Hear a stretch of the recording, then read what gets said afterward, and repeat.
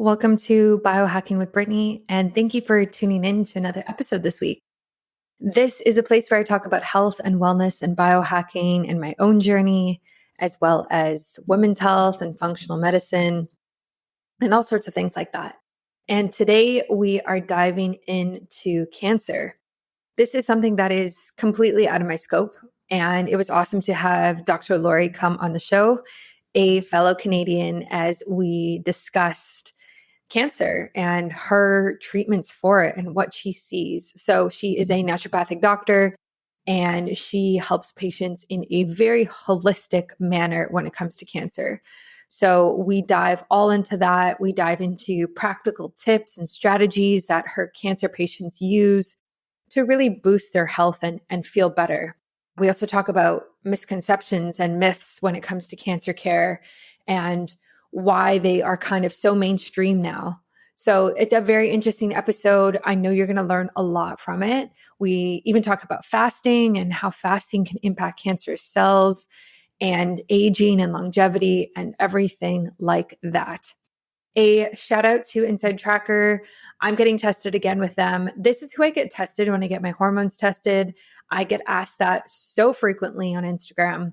And so they come to your house, it's a blood test, and they test for things like progesterone, estrogen, cortisol, testosterone, thyroid hormones. And they also just do, in total, 43 to 48 different biomarkers, depending on what you get, which is a lot. So they also do like minerals and vitamins as well, which is really cool. So that's Inside Tracker. I recommend them to everybody.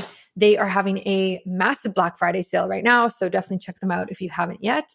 And a shout out to Mimeo. This is one of the most revolutionary supplements I've seen on the market this year. It mimics a 36-hour fast in a single supplement. So if you don't want to be fasting every day for a long time, you don't want the negative impact on your health or your hormones, kind of like I do, you can get the benefits through taking something like Mimeo. So I really suggest it. It stacks 4 different biomimetic ingredients, which basically means ingredients that are already found in our bodies. So that means that the risk of any adverse side effects is extremely low. So that's Mimeo. Check it out. You can use my discount code BiohackingBrittany, and it's linked on my new website and in my show notes. And enjoy today's episode. This is all about cancer, and I think you're going to get a lot out of it. Feel free to share it with somebody who might be going through this themselves or could just really use the information and might be helpful. And I will catch you on Friday for another episode. Welcome to Biohacking with Brittany. Thank you for tuning in to today's episode. We are doing a deep dive into cancer care, which is really interesting and definitely not my area of expertise. I have Dr. Lori Bouchard with me today. She was actually a speaker at the Women's Biohacking Conference, which was this online conference that happened about a month ago or so. And I think we got connected through there. And I just love what she's doing. She's a naturopathic physician, a best-selling author. Anyway, Dr. Lori, welcome to the show. Hi, Brittany. Thank you for having me. And I absolutely love that we grew up in the same neighborhood. That's awesome. Yeah, it really is. How did you first get into cancer care? Like, what made you decide this is the area that I want to become an expert in? Yeah, great question, because it actually was not something that I ever thought I would be passionate about learning or actually obsessed with understanding. It was something that as I graduated as a naturopathic doctor, I was about 24 years old. It was my very first cancer patient that completely changed the way that I look at cancer. He was given a month to live. He was in a wheelchair with his wife, and she was like, "Yeah, we brought him here as a last resort. Like, we've done everything else, and the doctors say he has a month left to live, and we just want to know like what a naturopath could do." I'm like, "Oh, that's awesome. No pressure at all." So, anyways, it was really mind blowing actually when we start looking at foundational medicine and even just the key things that a human needs to thrive. Like, I didn't do anything that was super fancy, right? Like, we did some chelation down the road and we did some other IV therapies, mistletoe and some other things that are more advanced. But at the very beginning, we really were just working on the foundational things. And so I started to see cancer as this less intimidating disease process. And it was something that every day as we were working on his health, making sure that he was getting enough nutrients, he was detoxing properly, working on bowel movements, working on things to support his immune system, he started to have this incredible turnaround. And so it was within the first year that he started walking again. He was playing golf that next spring. He got to see his grandchildren be born that year. Like, it was incredible. So he was like the walking advertisement for me. He's this doctor saved my life and everyone needs to go see her. And there was me thinking like, okay, you did all the work. I'm like, he's the one that did all the things and transformed. And it was I was so blown away by faith and his commitment to heal. So there was no other option in his mind. He's like, I'm not ready to die and I'm not ready to go. I have too much that I need to see and live for. So he ended up living 10 years longer than this palliative diagnosis. And so when I see now, like the past 15 years of seeing patients, when I see that type of mindset and commitment to heal, saying, I'll do anything it takes to live, like there is nothing more empowering. And like, I just get such a high off of that. And to be able to see these turnarounds when every other doctor, they don't give hope when it comes to cancer. They just say, oh yeah, you've got 3 months to live, like as if they're Jesus, right? Like they just know. And so when I see cancer patients, they usually come to me as a last resort, unfortunately. And they say like, oh, I wasn't approved for this chemo drug, or because of my age, I wasn't approved for that. And so then, or there could be the opposite where they say like, these drugs are killing me faster than the cancer would. So let's support my body. Let's do all the things. So I feel very honored and very privileged to be working with this demographic where they can truly show how amazing the body is, even when against all odds, right? Like I've seen incredible miracles, like people who have not done any chemo at all. And they say, you know what, this body created the cancer. And now I want to learn about my body and I want to learn the ways that I can make it go in a different direction. So that's why I've been working with cancer for so long, because everyone is so unique. Everyone's cancer is so different. The way that it develops, it's never just a cookie cutter. Like I would get very bored if I dealt with the same type of thing all the time. But even if I saw 100 breast cancer patients, they would all be very different in why that cancer developed. Yeah, that's so interesting. I think a lot about the mindset when people get diagnosed. I've kind of been there before, and there's this moment of, are you going to accept the diagnosis and identify with it, or are you going to do something about it and not accept it? And that's really hard. Like, obviously, it depends on who you are and your circumstance and everything that you're going through, because I just feel like a lot of the time that initial point of receiving a diagnosis is so debilitating to people, that to come out of that and say, I'm going to spend the money, I'm going to be resourceful, I'm going to find a naturopath or some sort of other type of practitioner, and I'm really going to work on my health. Not everyone is like that. And so how do you encourage people? Like, how do you encourage people to say, you are not your diagnosis, like, let's get you better?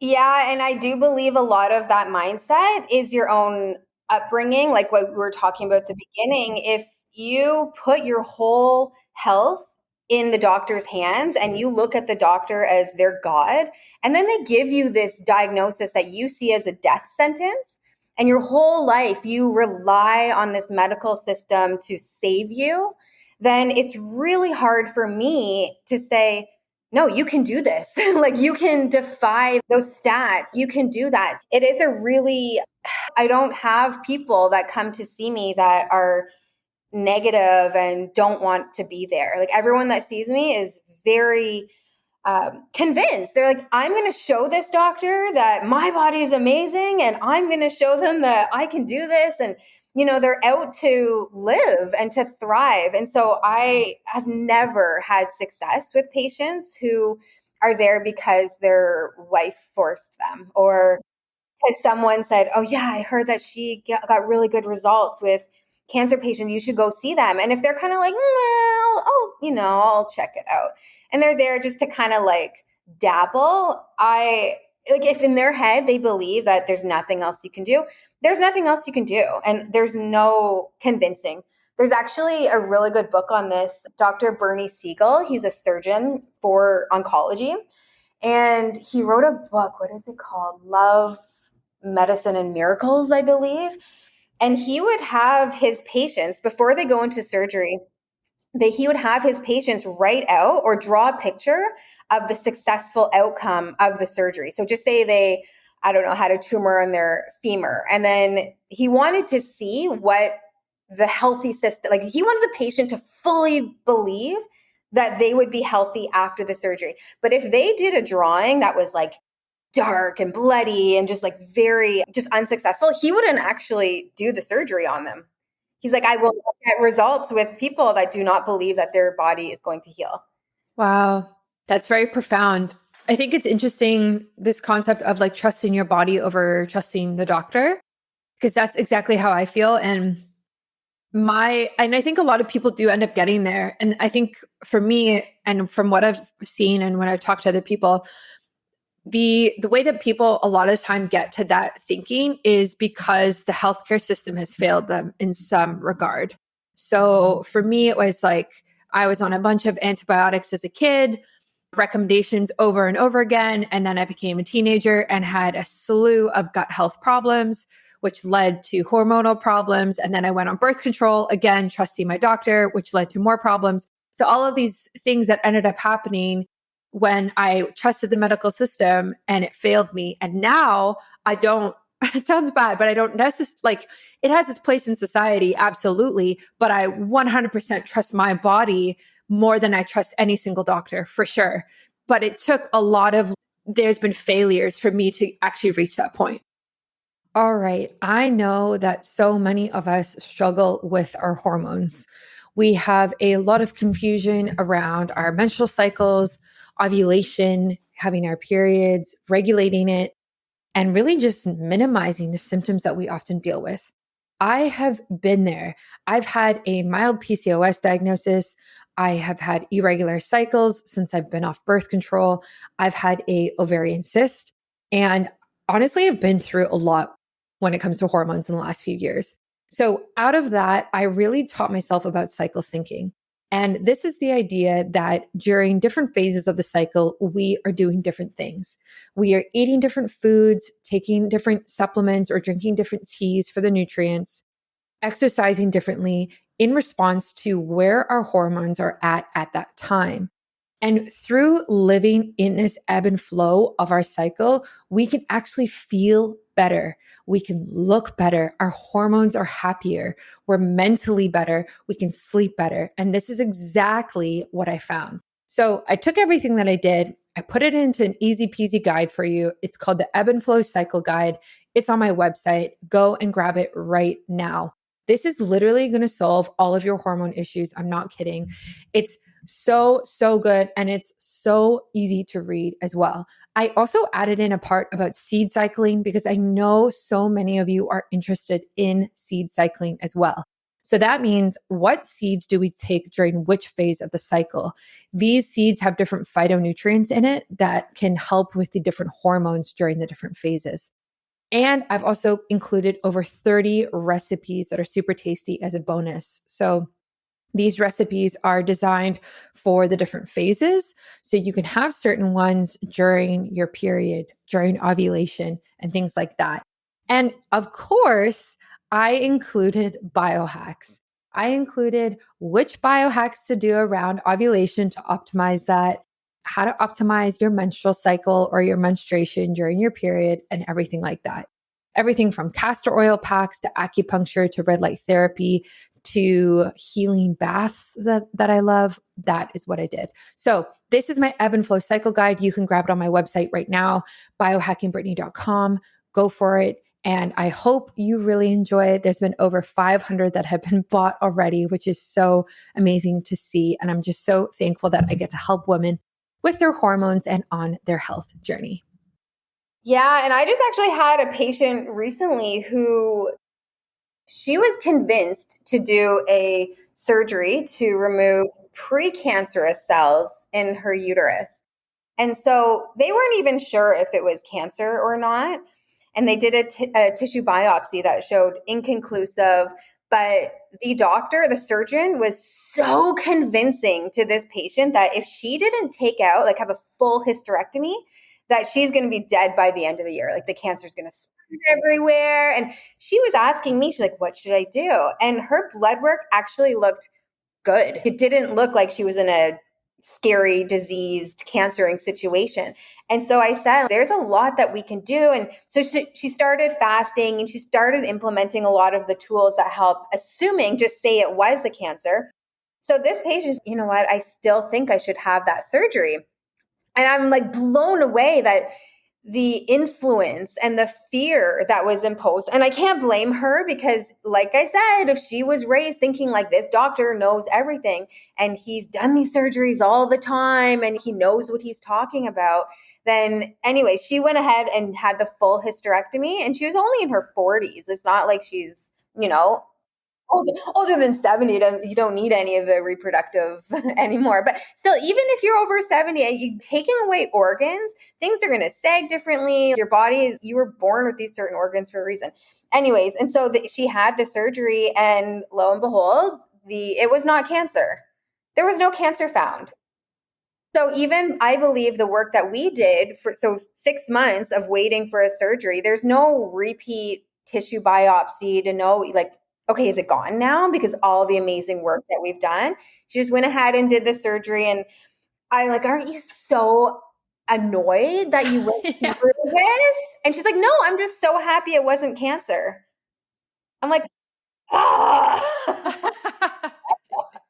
So it's to each their own, what you feel is going to, there's a lot of power in that. Like if you feel this is going to save your life and help you live the longest, strongest, healthiest life, then that's what it's going to be. Right. And if I just don't like when people make decisions out of fear versus the data, right? Not looking at all the information, be like, okay, these are the facts. This is what my body looks like. This is what's happening. And let's make a decision based on that, not, oh, it's going to spread everywhere and you're going to die next year. Let's stop using those fear tactics in medicine because, I mean, there's too much emotion involved with that. And if you think you're going to die and someone's telling you you need to do this certain procedure, then of course, like that's human nature, right? You think, oh, I need to do that. Yeah, the fear mongering is serious. It's everywhere. It's even on social media with everything, let alone from your doctor, but like also social media. I'm sure when it comes to cancer, I see it everywhere for like fertility and pregnancy. So much fear mongering around that. And it's hard because you have to check yourself when you're getting exposed to these types of things and recognize it for what it is, right? Like just because someone online or your doctor might have this one opinion, that doesn't mean that you have to take that on yourself and take on that energy. Exactly. So I always love what you said. In terms of like unique approaches or therapies that you offer your cancer patients, what have you found to be most effective to really moving the needle for them? Ooh. So I have never just done one thing, kind of like with your biohacking. You don't just say, this is the one thing that, right? Like I am such a fan of let's build health and look at helping cancer in the sense of making your body so healthy and strong that there's no way anything abnormal could be growing there. And so when you look at the things that can hold back your health, that list is quite long. So from radiation exposure, pesticides, different chemicals, different viruses. There's links from Epstein-Barr virus to lymphatic cancers and squamous cell carcinoma. Like there's so many bacterial parasitic infections that can lead to cancer as well.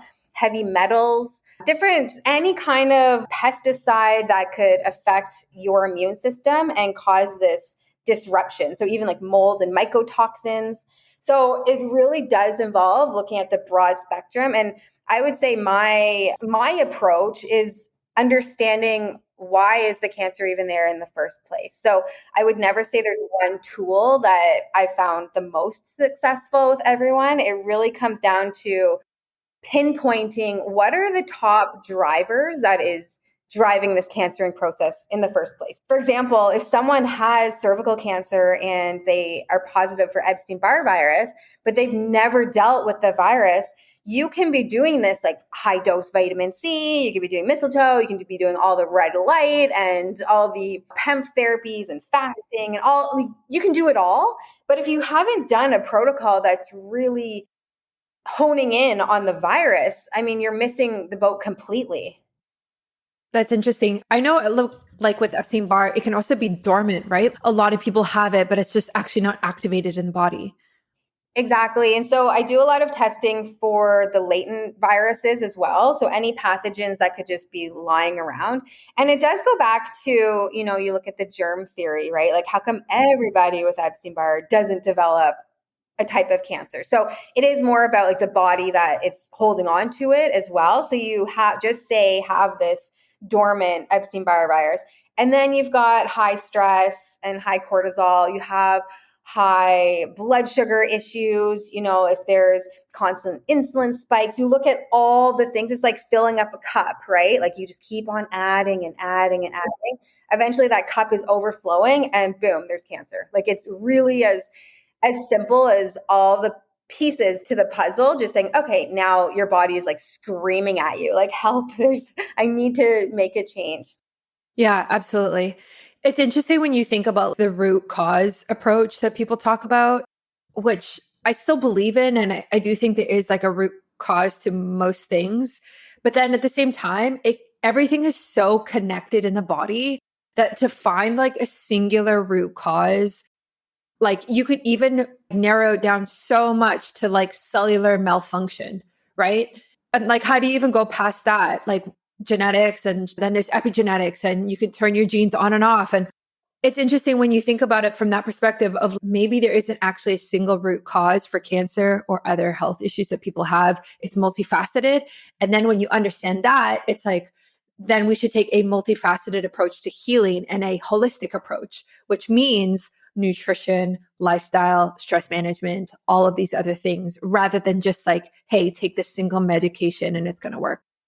Exactly. Like, oh, I would love, could you imagine that cure for cancer is like, we found the pill, we found it. Like, this is going to cure everyone's cancer. It's like, I'm sorry. I like, as much as I would love that, that's not going to happen. It's so, yeah, it's all interconnected. And even just like intergenerational stuff, right? Like, so things that affect like trauma and your nervous system and the decisions that you make and how that's being affected by your lifestyle choices. And yeah, it's all connected. But that's what's kind of cool when you learn about your body and learn about what is actually happening and reacting to. You go down this pathway of like always wanting more and learning more, and it's never ending. Yeah. And everything positively can impact something else. So yeah, you're not just treating the gut, you're treating your hormones and skin and everything else at the same time. Yeah, absolutely. What would you say are the foundational healthy habits that people should take into consideration?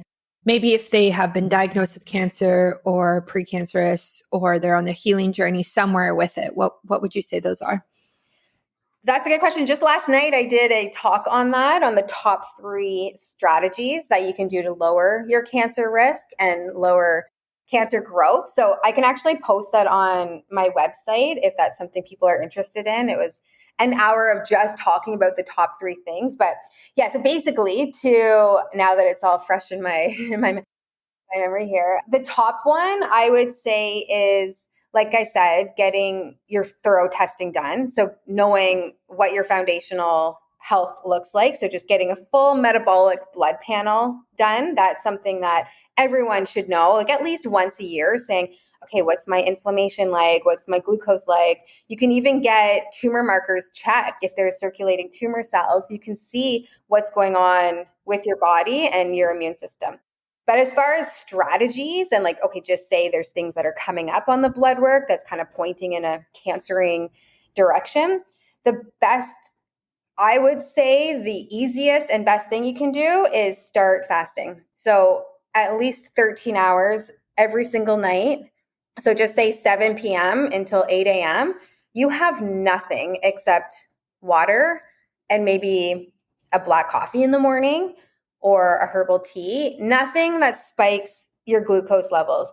The less that you can spike your insulin and your sugar levels, the more metabolically flexible you become. And what that means is that your system becomes more adaptive and you are not stimulating this growth factor as often. So insulin is a growth factor and it's signaling for cells to grow. And that's exactly what cancer is, right? Like they're proliferating and they're growing and it's not getting that message to die off.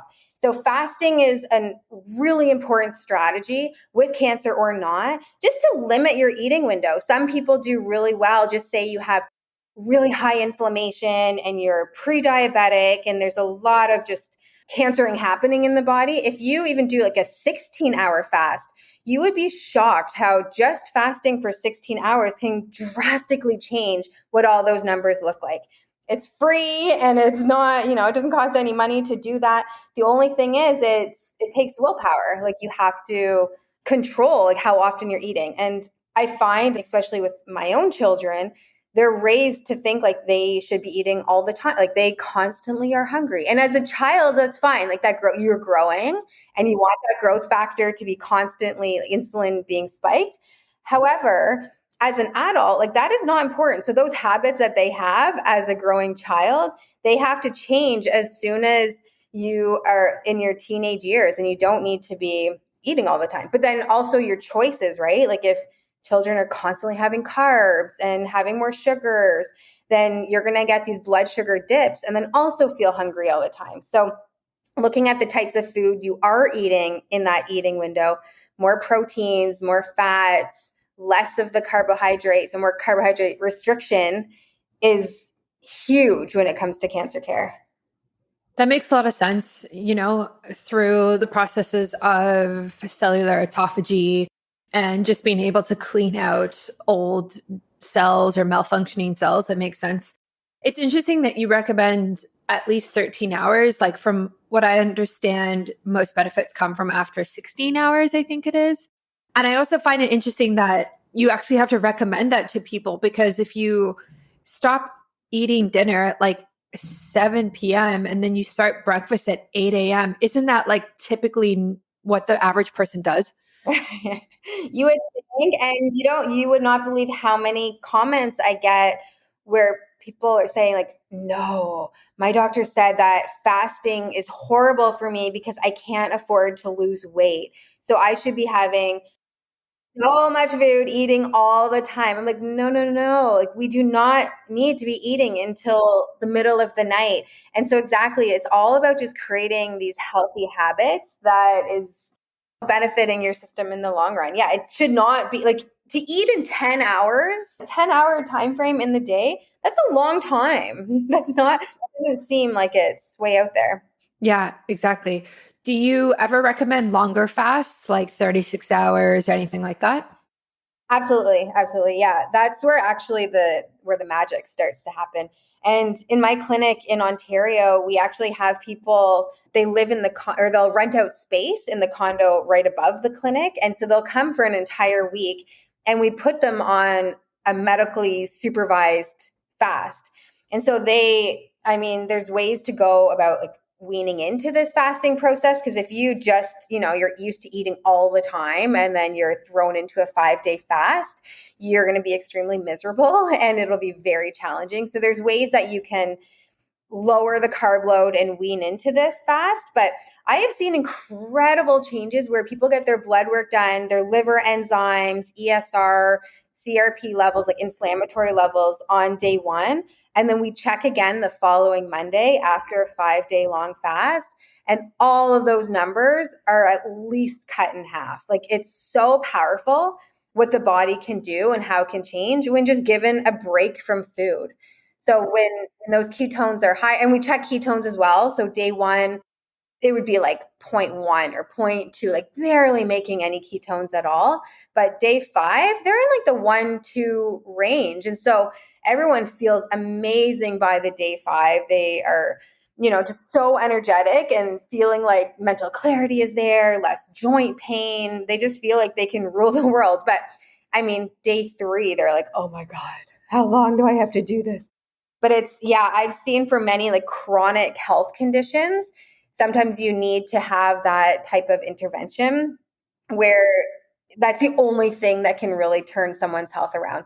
I think of like psoriasis too. That's a pretty tough condition. You can't just take high dose vitamin D and essential like fish oils to turn that around. Sometimes you need to go into a more prolonged fast, even integrating with colonics, colon hydrotherapy, coffee enemas, all of the detoxing support while your body's going through this. It's a game changer. Are you tired of generic health advice that doesn't take your unique needs into account? Do you want to gain a deeper understanding of your health beyond the surface level recommendations? I want to talk to you about Inside Tracker's ultimate plan, the answer to your personalized health questions. With comprehensive blood biomarker analysis, it provides tailored insights into your body's needs. The ultimate plan tests up to 48 different blood biomarkers, including ApoB, cholesterol, glucose, magnesium, cortisol, vitamin D, and insulin.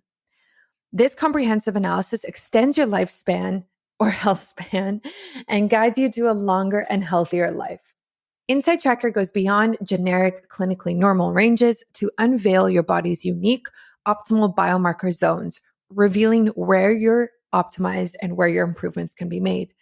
They have science-backed recommendations on nutrition, fitness, and lifestyle, and are all personalized to your body's data, helping you reach optimal biomarker zones and achieve your wellness goals.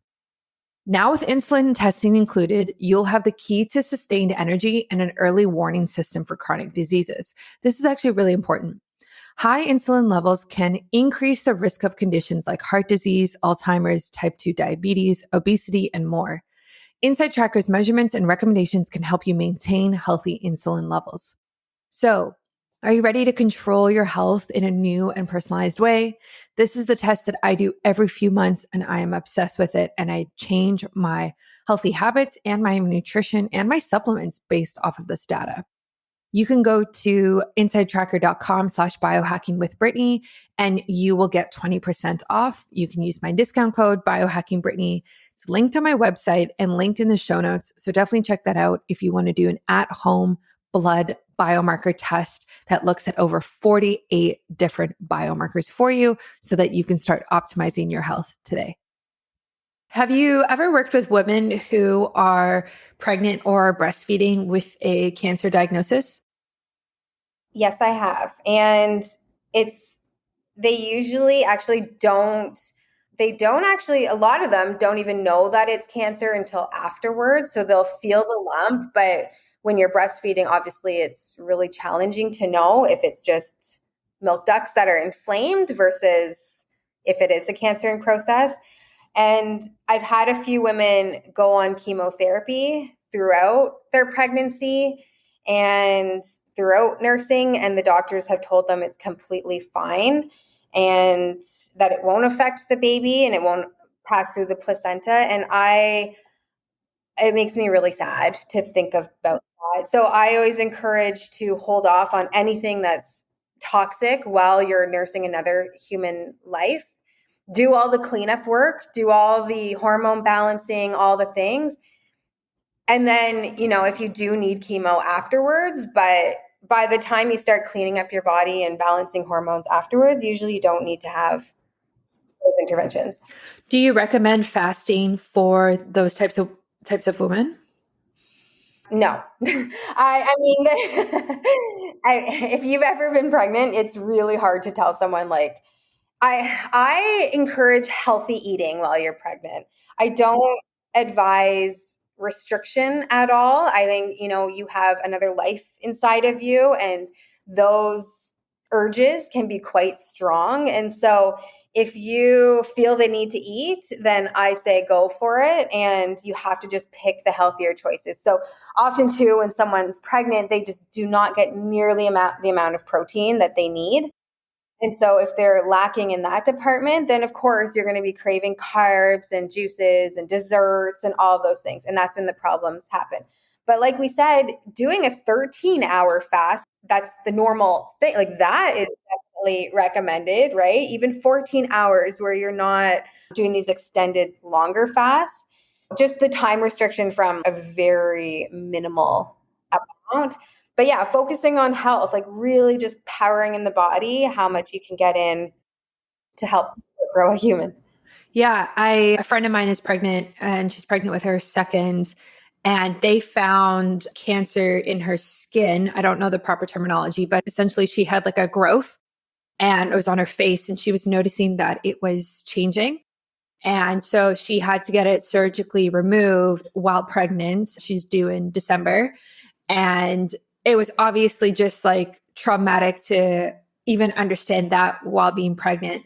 But also, like you said, what can she even do other than get it surgically removed? Because she's not going to do any type of like cancer therapy or like long fast or anything when she's like already in her third trimester.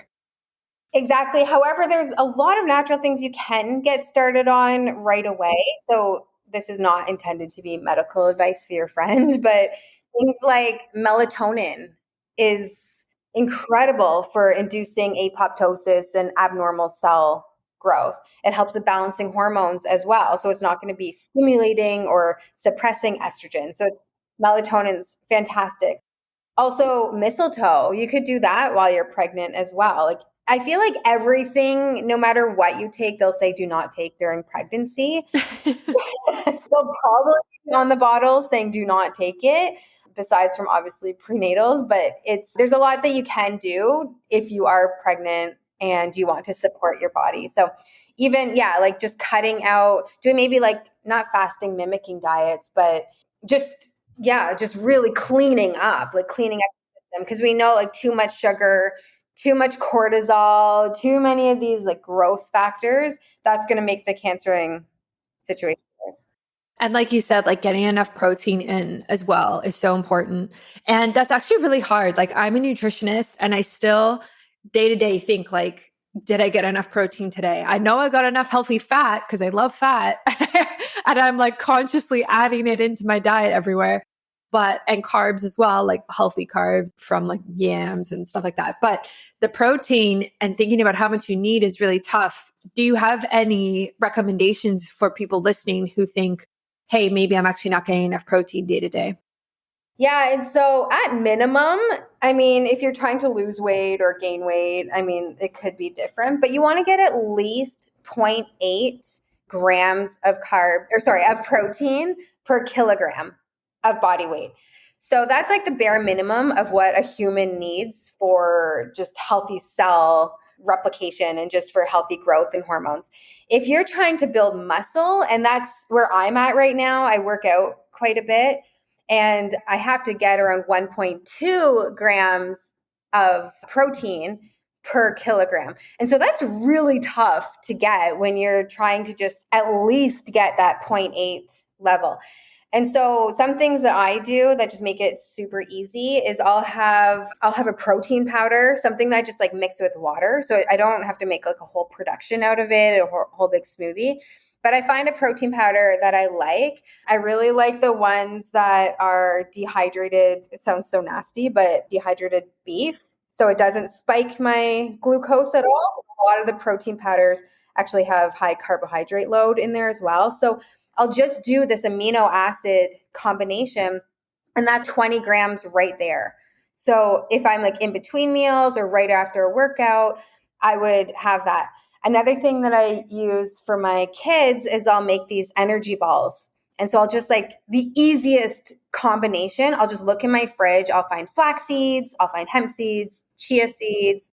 I throw them all into a bowl, maybe like sunflower seeds, some crushed up almonds, and then I'll mix it all up with a nut butter and mix it all into little balls. Like it is that that is simple. So I put that in the fridge and the kids and I just eat them whenever you feel like it. I love that a lot. Yeah, I do the amino acids as well, like essential amino acids, not just like BCAs or something like that. And I think the one I have is like maybe 8 grams per scoop. Does that sound about right? And I add that to my water, have that once or twice a day. But it's like you said, it's just getting in those extra amino acids when you're not having a full meal makes a difference versus just having plain water, which is also great, or just having like electrolytes. It's like adding that in and being conscious about, hey, I just want to keep my amino acid levels high. It's so true. Because, yeah, if you think, a piece of chicken is about 20 grams, then you would have to have a big chicken breast 3 times a day to be getting to get like the minimum. And like, I just can't. Like, there's no way. And so, yeah, I have to be strategic with more of the plant-based proteins too. And we don't realize like there's actually protein in spinach and in other, right, in other plants. And so it definitely all adds up. But yeah, just if you are more active and you are looking for more energy and to keep your hormones balanced, and even like the aminos are so important for your immune system too. If you are someone who has like low neutrophils or lymphocytes and low immunity, even more important. So like, especially people during chemo, right? Like where their immune is knocked down, that's critical for them to have enough protein every day. Yeah, absolutely. What is the brand of amino acids that you take? It's actually a protein from Designs for Health.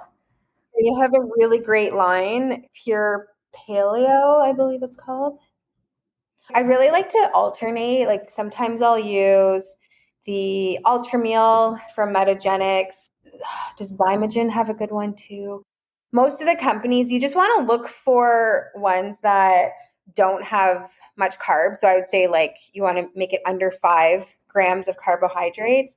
No other fillers in it. I found Vega, was it Vega 1 or Vega? Vega Sport or Vega. Yeah, I know what you're talking about. Yeah. Yeah, I like that one too because it has a lot of other like natural anti-inflammatory combinations in there. You really want to, yeah, with cancer too, like there's a lot of additives that, so like no one should be supplementing with iron, for example, if you have cancer, or copper, or with calcium. And so you want to be careful that these protein powders are not mixed with a multi-mineral or multivitamin as well. So just having the straight up protein would be a important thing. Yeah, absolutely. I love that. In terms of like myths and like misconceptions around cancer, is there anything that you hear commonly from your patients that you're like, okay, let me dispel this? That's not true. I mean, obviously, we talked about the idea that you can heal and you're kind of in the driver's seat. But other than that, like, is there anything that comes up a lot in terms of cancer myths?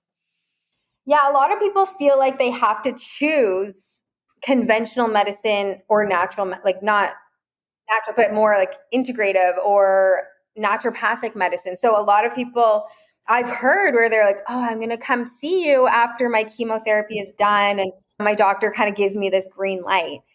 And I'm thinking like, are you kidding? Your doctor is saying to not, because a lot of the things that we're doing is just like healthy living and you're doing all the things that's boosting your health and immunity, and to wait and to hold off because you're unsure. That is the biggest misconceptions. When like for me, with my focus in cancer care, we know what is going to make the chemo less effective. We know the strategies to make it more effective, how you can protect your healthy cells, your microbiome, your immunity, like all the things to integrate it well. And so when people think that, it's really killing them faster, unfortunately, if you're not taking advantage of all types of medicine. Yeah, I agree with that.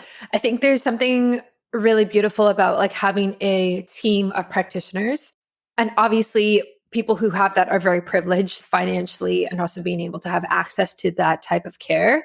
And I always encourage people like, if you do have access to it, use it, right? Have your naturopath, have your acupuncturist who specializes in cancer and understands energetically what it looks like in the body, and have your nutritionist and all things like that, because it actually does make a difference. And even, with therapy, like going to talk therapy and having someone to talk to for an hour and get your emotions out can even be healing for you in this process. So it's really just kind of surrounding yourself with people who align with you on your healing journey if you can have access and if you can afford it. Let's talk about getting the remarkable benefits of fasting without the daunting commitment of long-term fasting. As a dedicated professional, always on the lookout for ways to enhance my health and well-being, I've explored intermittent fasting extensively. And if you're a listener of the podcast, you know this. However, I've often found myself pushing the boundaries and experiencing adverse effects such as sleep issues and energy slumps, and also hormonal issues. While intermittent fasting did offer some positive outcomes initially, like many of us, I struggled to incorporate it long term without it really disrupting my daily life. However, my life has recently taken a turn for the better, all thanks to Mimeo. This is the world's first biomimetic supplement. This incredible innovation is the accumulation of years of rigorous clinical research, meticulously designed to replicate the effects of a 36-hour fast at the cellular level, which is wild. With Mimeo, I can now experience the holistic benefits of fasting without enduring prolonged periods of hunger and deprivation. Are you intrigued about the benefits? Let's get into it. First and foremost, Mimeo activates your cells' innate regenerative capabilities, much like fasting itself. This translates to optimized metabolism and better control over hunger, which a lot of us really value if we're trying to watch our weight.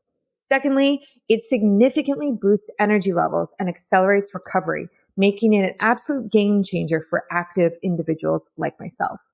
Thirdly, Mimeo elevates mood and sharpens mental clarity, enabling us to be at our absolute best every single day. I definitely notice this, especially when I take it right before work in the mornings. The icing on the cake is that Mimeo's formulation is exclusively derived from molecules naturally produced by our own body. This means it is very, very safe because it is in perfect harmony with our biological system, delivering optimal effectiveness. Still not convinced? Mimeo offers a 100% happiness guarantee. That's right, there's absolutely nothing to lose. So for all of my fantastic listeners out there, if you want to give Mimeo a try and add it to your supplement stack, I really suggest you do so. And you can do that by using my discount code BiohackingBrittany for 10% off for the first 3 months of your subscription, which is awesome. Join me along with countless others who are on the path to revolutionizing their health with Mimeo. Bid farewell to the challenges of long-term fasting and usher in a healthier, happier version of yourself, which we always love. Thank you for listening. And always remember, when it comes to optimizing your health, Mimeo holds the key.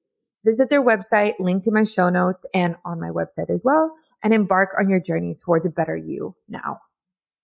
Exactly. And really just tuning in on what feels right, because you can have the opposite effect too, where you think you need to do everything and then you get very overwhelmed. And I have a few patients like that where they're constantly like just messaging me like, should I be doing this too?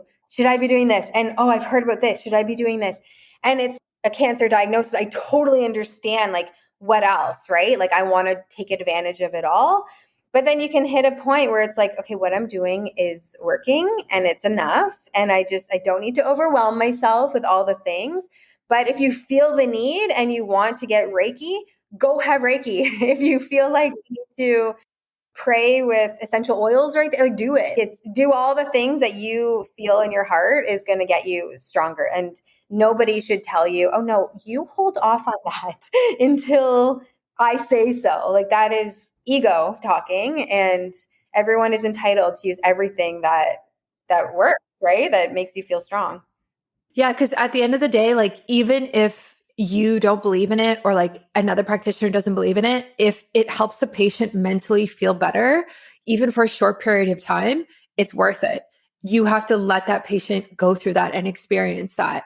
Like I've seen that in my own family, like my parents, like my dad went through a really tough time mentally, and he's very religious, and it was hard for me to kind of like understand his reliance on religion.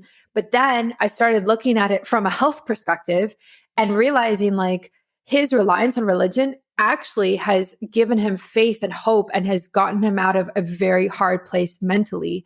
And I now support it 100% because it doesn't mean that I agree or don't agree with it, but hey, like it gave you what you needed to mentally get to a better place. So who am I to judge and tell you not to do that? Exactly. And it's interesting, in my clinic in Ontario, I have this wall of, I call it the wall of inspiration. So anyone who's faced with a challenging diagnosis, I mean, it doesn't have to be cancer, it could be chronic mold or Lyme, anything like that. When they start feeling better and they see how powerful they are, I get them to write on this wall just like a quote that they really like or something that just inspires other people who may be going through that journey. And I look at this wall periodically, and it's so interesting that everybody's quote and everyone's kind of like words of wisdom are very faith-based, very not necessarily God and Jesus, but it's like that higher power. And they have this strong belief that, you can only do so much and the rest is kind of up to the universe of like what's going to happen. So to try to control everything, yeah, that religion part, whatever that belief is, that's a huge part of healing. And yeah, everyone needs to respect that of what they're going through and not pushing their own beliefs onto that process. Yeah, absolutely. Which can happen as well in the medical system. I don't know, maybe not as much in Canada anymore because it's just like so, I guess, accepting of different types of people now. But I know when there's things that happen with my mom when we were in South Africa about like Christian doctors putting their beliefs on her and what she should do and these types of things.